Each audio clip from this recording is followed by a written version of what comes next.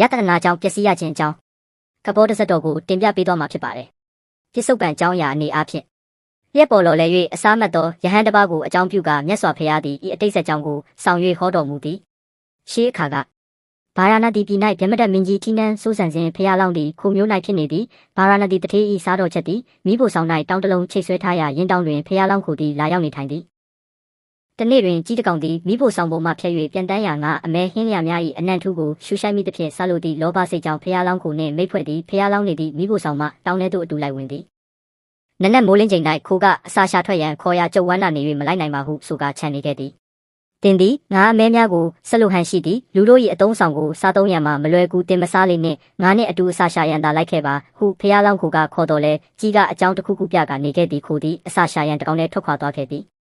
ရင်းချိန်တွင်စားတော်ချက်သည်အိုးထဲမှအငွေ့များထွက်လာစေရန်အိုးဖုံးဖွင့်ထားပြီးနောက်အပြင်သို့ထွက်၍ချွေးတုပ်နေသည်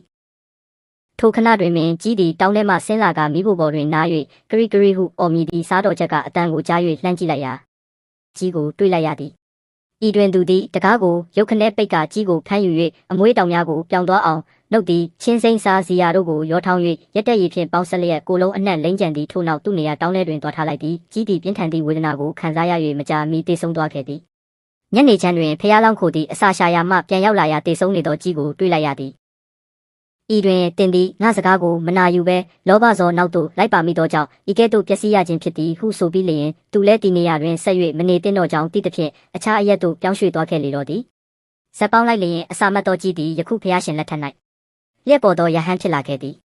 ဆိုဆုံးမှပေးသောခိုသည်မြတ်စွာဘုရားဖြစ်လာသည်အနှစ်ချုပ်အဓိပ္ပာယ်ကောက်ရလျင်ယတတနာကိုမသိသိနိုင်လျင်ဘေးတင့်တက်သည်ဟုအဓိပ္ပာယ်ရသည်